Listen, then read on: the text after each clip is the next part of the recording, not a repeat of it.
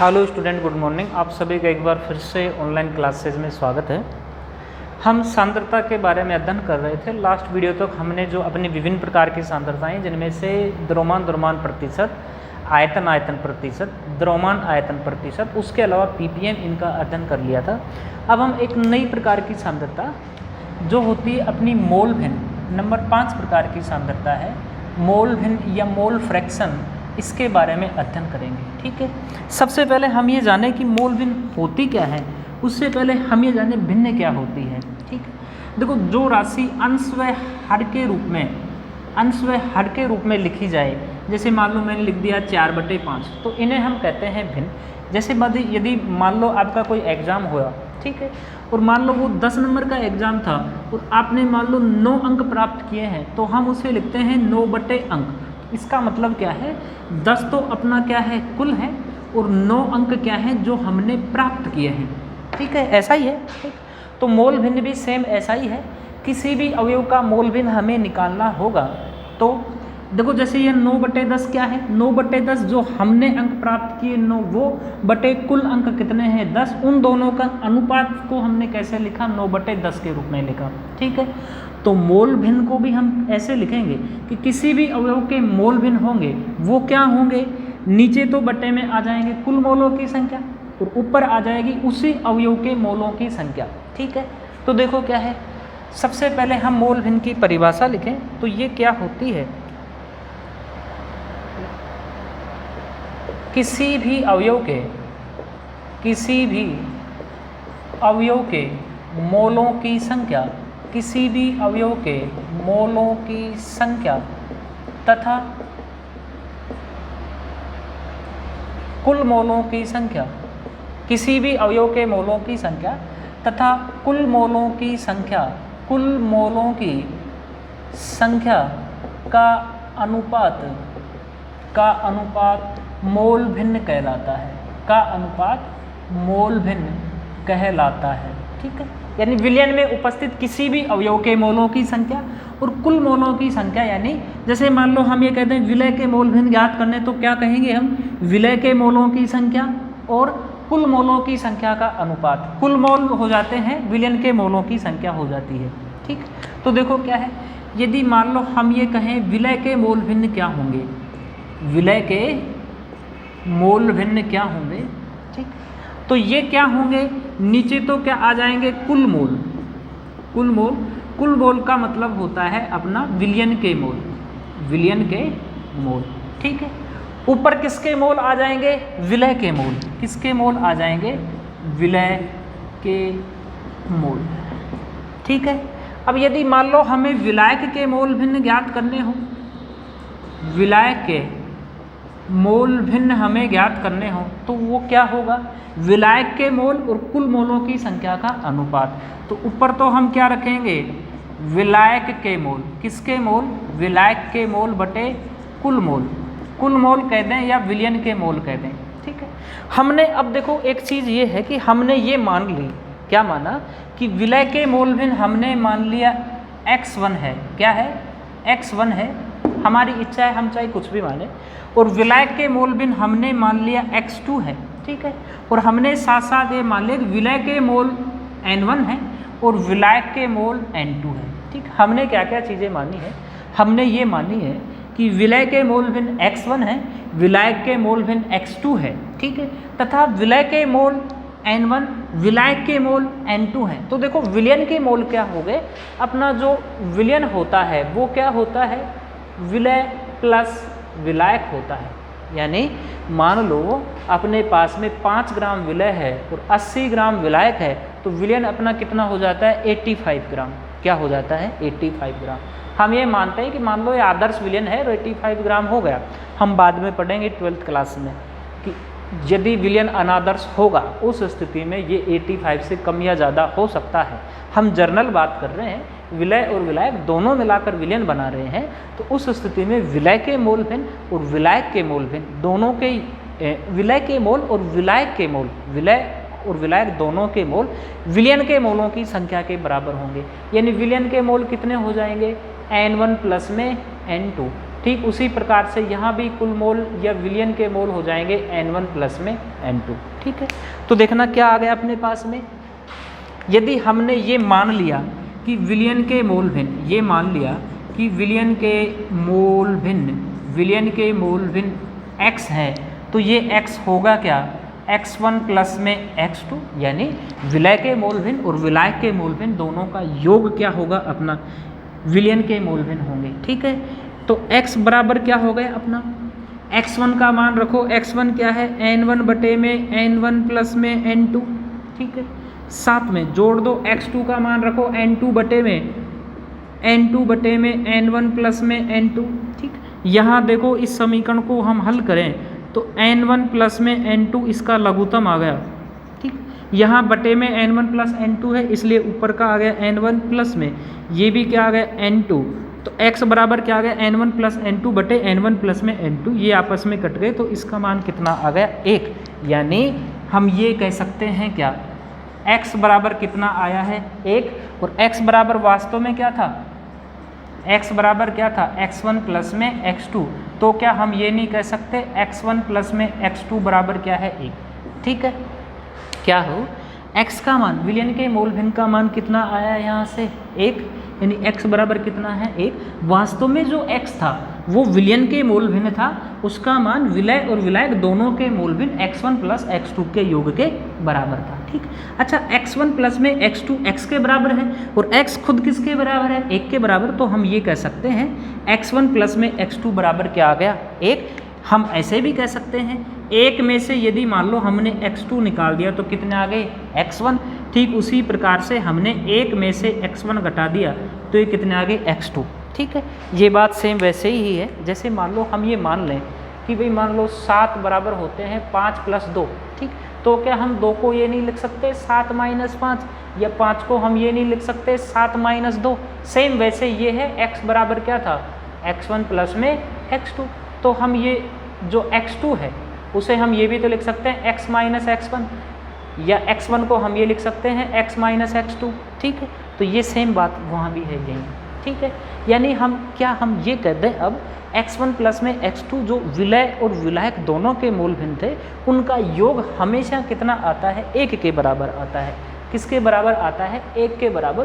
तो एक चीज़ हम हमेशा ध्यान रखेंगे कि किसी भी विलयन में चाहे एक अवयव हो या 2 अवयव हो या 3 अवयव हो, सभी अवयवों के मूल भिन्न का जो योग है वो हमेशा कितना आता है 1। यदि मान लो मैं आपको एक प्रश्न दूं कि एक A और B हैं, एक विलयन में 2 अवयव हैं A और B, A के मूल भिन्न 0.3 है तो B के मूल भिन्न बताओ क्या होंगे। प्रश्न में सिर्फ इतना देता है कि A और B 2 अवयव हैं किसी विलयन में, मान लो A विलय है B विलायक है, विलय के मूल भिन्न 0.3 है तो विलायक के मूल भिन्न ज्ञात करो। तो भाई कुल कितने होते हैं 1 में से हम क्या घटा देंगे 0.3, यानी विलय के मूल भिन्न घटा देंगे तो कितना आ गया 0.7 क्या आ गया विलय के मूल भिन्न आ गए। ठीक है, उसके अलावा यदि मान लो मैं आपको एक प्रश्न और दे दूँ, वो ऐसे दे दूँ किसी विलयन में 3 अवयव हैं A प्लस B प्लस में C, जहाँ क्रमशः इनके मूल भिन्न 0.2 0.4 है तो C के मूल भिन्न बताओ ये क्या होंगे।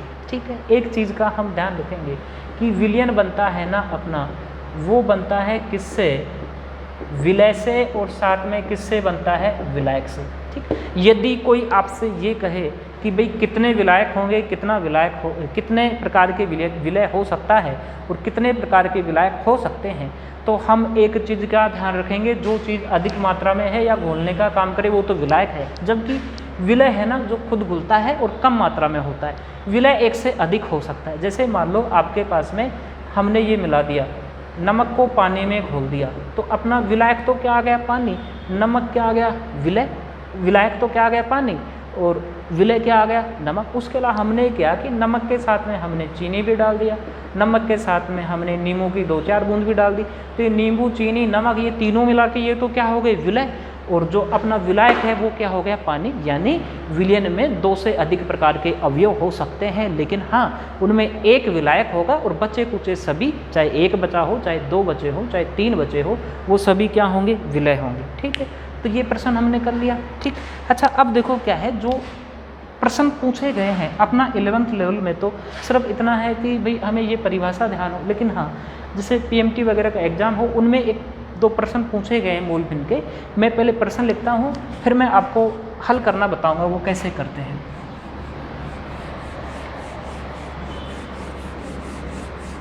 ठीक है, हमने देखो यहाँ हमें मोल भिन्न की आवश्यकता पड़ने वाली है। हमने मोल अवधारणा को जो अवोगाद्रो ने दिया था उसे हमने पहले ही पढ़ लिया कि भाई मोल कैसे प्राप्त करें, मोल कैसे ज्ञात करें। तो मोल ज्ञात करने के जो अपने तीनों तरीके थे उसका अध्ययन हमने पहले कर लिया है। ठीक है, कैसे? पदार्थ की ग्रामों में मात्रा दे रखी होती तो मोल हम अलग प्रकार से ज्ञात करते थे। ठीक, उसके अलावा गैस का आयतन दे रखा तो हम अलग प्रकार से ज्ञात करते थे। ठीक, और उसके अलावा यदि परमाणुओं की संख्या दे रखी होती तो हम अवोगाद्रो संख्या का भाग देके हम मोलों की संख्या ज्ञात करते थे। ठीक है, एक प्रश्न है हमारे पास में, एक प्रश्न है 40 ग्राम NaOH। ठीक है, उसके अलावा 72 ग्राम H2O, 72 ग्राम H2O है। ठीक, उसके अलावा अपना है 62 ग्राम है CH3OH, और हमसे ये कह रहा है कि प्रत्येक के मोल भिन्न बताओ, प्रत्येक के मोल भिन्न बताओ। ठीक है, प्रत्येक के मोल भिन्न बताओ। 40 ग्राम NaOH है, 72 ग्राम H2O है और 62 ग्राम CH3OH है, प्रत्येक के मोल भिन्न बताओ। ठीक है, देखो अभी हमने मोल भिन्न ये देखा, मोल भिन्न क्या होते हैं? दोनों प्रकार के मोलों की संख्या का अनुपात, यानी खुद के मोल बटे कुल मोल। यहाँ किसी भी पदार्थ के जैसे NaOH, H2O, CH3OH, methyl alcohol, methanol, किसी के भी हमें मोल नहीं दे रखे तो पहले हमें इनके मोल ज्ञात कराने पड़ेंगे। तो देखो क्या है, हम ज़्यादा नहीं करेंगे। मोल क्या होते हैं? पदार्थ की ग्रामों में मात्रा बटे अणुभार। क्या होते हैं?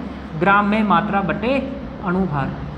ठीक है, सबसे पहले यदि मान लो हम ज्ञात करें कि NaOH के मोल कितने होंगे, तो ये होंगे NaOH की ग्रामों में मात्रा बटे NaOH का अणुभार।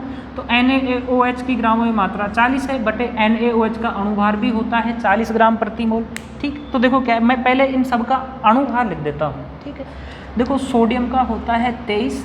ठीक है, ऑक्सीजन का होता है 16, हाइड्रोजन का होता है 1, तो तीनों ने मिला के कुल कितना हो गया? 40। H2O में एक हाइड्रोजन का 1 होता है तो 2 हाइड्रोजन का 2 प्लस ऑक्सीजन का 16, तो ये कुल कितने हो गए? 18। ठीक, उसी प्रकार से CH3OH में कार्बन का 12, 4 हाइड्रोजन है, 3 और 1 4, तो इनका 4, साथ में 1 ऑक्सीजन है तो 1 ऑक्सीजन का होता है 16, तो ये 16 और 16 कितने हो गए? 32। ठीक है, यानी CH3OH का अणुभार 32 ग्राम प्रति मोल है, H2O का 18 है और NaOH का क्या है? 40 है। अब प्रत्येक के मोल भिन्न ज्ञात करने हैं, वो हम तब कर पाएंगे जब प्रत्येक के मोलों की संख्या हमें पता हो। तो देखो क्या है, NaOH के मोल 40 बटे 40, तो कितना मोल आ गया? 1 मोल। ठीक है, अब हम ज्ञात करते हैं H2O के मोल। किसके मोल? H2O के मोल, तो ये क्या होंगे? H2O की ग्रामों में मात्रा कितनी है? 72 बटे H2O की ग्रामों में मात्रा 72 है बटे H2O का अणुभार कितना है? 18, तो ये कितने मोल आ गए? 4 मोल। उसी प्रकार से तीसरा है अपना CH3OH, इसे हम मेथेनॉल या मेथिल अल्कोहल कहते हैं। इसके मोल कितने आएंगे? इसकी ग्रामों में मात्रा कितनी दे रखी है? आप ऐसा करो, ये 64 रखो इसको भाई, 64 ग्राम CH3OH। ठीक, तो 64 ग्राम कितने दे रखी है? 64 ग्राम। ठीक है, तो हम 64 में किसका भाग देंगे? 32 का। ठीक, तो ये कितने आ गए? 2 मोल आ गए। भाई ऐसा है कि हम 64 की जगह या 62 भी रख सकते हैं, लेकिन डायरेक्ट कटेंगे नहीं। ठीक, अपना प्रश्न आसान रहे। ठीक, इसलिए हमने यहाँ 64 कर दिया। तो कुल मोल कितने आ गए? 4, 2, 6 और 1 कितने आ गए? 7। या हम ये कहते हैं कि विलयन के मोल, विलयन के मोल, या हम कहते हैं कुल मोल, कुल मोल, कुल मोल कितने आ गए? 7 मोल। कितने आ गए? 7 मोल। ठीक है, अब क्या करें, हम प्रत्येक के मोल भिन्न ज्ञात करें। तो देखो क्या है, NaOH के मोल भिन्न कितने आ जाएंगे? 1 बटे में 7। भाई NaOH के मोल बटे में कुल मोल कितने आ गए? 7। H2O के मोल भिन्न कितने आ जाएंगे? H2O के मोल कितने हैं? 4 बटे में कुल मोल कितने हैं? 7। CH3OH के मोल भिन्न कितने आ जाएंगे? CH3 के मोल 2 बटे में कुल मोल कितने हैं? 7। कुल मोल कितने हैं? 7। ये अपना प्रश्न हो गया। एक प्रश्न हम और करेंगे मोल भिन्न का ही। देखो क्या है, ये प्रश्न है ना, ये इम्पोर्टेंट प्रश्न है और ये प्रश्न कमीशन एग्जाम में 2-3 बार आ चुका है अपना 11th लेवल का। ये देखो प्रश्न क्या है, 46% द्रव्यमान सांद्रता का C2H5OH का जल में विलयन है, C2H5OH के मोल भिन्न ज्ञात करो। हमें पता है मोल भिन्न क्या होते हैं, C2H5OH के मोल भिन्न हमें ज्ञात करने पड़े, किसके, C2H5OH के मोल भिन्न, ठीक है। तो ये होंगे क्या, C2H5OH के मोल बटे में कुल मोल, ठीक है। यहाँ न तो हमें कुल मोल दे रखा, नहीं हमें C2H5OH के मोल दे रखे, ठीक है।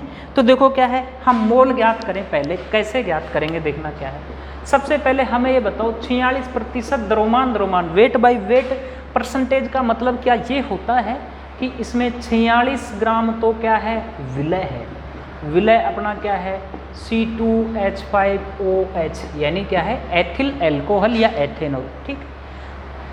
प्रतिशत का मतलब होता है कुल 100। द्रव्यमान प्रतिशत होता क्या था कि विलयन के 100 ग्राम विलयन में उपस्थित विलय पदार्थ की ग्रामों में मात्रा। विलय कितना है, 46 ग्राम, विलयन कितना है 100, भाई विलयन कितना है 100 ग्राम, विलय कितना है 46।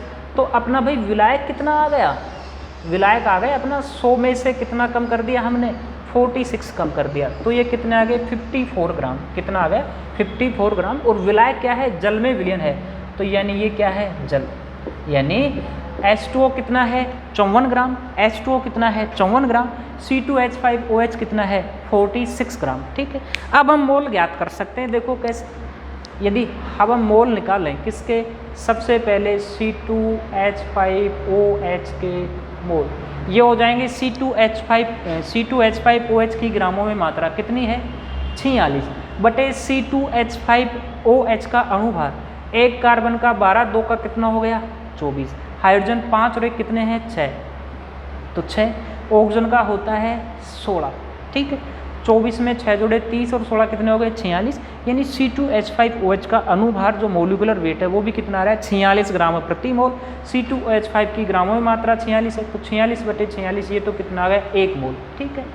दूसरा H2O के मोल ज्ञात करने पड़ेंगे, तो H2O की ग्रामों में मात्रा कितनी है 54 बटे H2O का अणुभार 2 हाइड्रोजन का 2 प्लस 1 ऑक्सीजन का 16, अणुभार होता है 18 ग्राम प्रति मोल।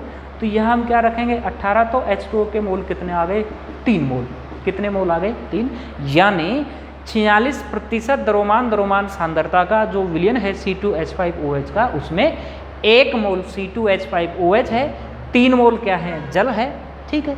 तो कुल मोल कितने आ गए 4 मोल। विलयन के मोल क्या होंगे भाई, विलय प्लस विलायक दोनों के मोल, यानी C2H5 के 1 मोल और जल के 3 मोल, कुल मोल कितने हो गए ये 4, ये किसके हो गए विलयन के मोल, ठीक है। अब हम आते हैं C2H5OH के मोल भिन्न, तो ये होंगे C2H5OH के मोल कितने हैं यहाँ भाई, C2H5OH का मोल कितना है 1, कुल मोल कितने हैं 4, तो मोल भिन्न कितने आ गए 1/4। ध्यान करना मोल भिन्न सामान्यतः 1/4 को हम 0.25 भी लिख सकते हैं, लेकिन जो सही तरीका है मोल भिन्न का वो ये है, क्योंकि भिन्न हमेशा अंश हर के रूप में लिखी जाती है, ये तो दशमलव का रूप हो गया, ठीक है। तो ये अपनी मोल भिन्न हो गई। नेक्स्ट वीडियो में हम मोलरता इन सांद्रताओं का अध्ययन करेंगे। Thank you very much. ये प्रश्न इंपॉर्टेंट है भाई।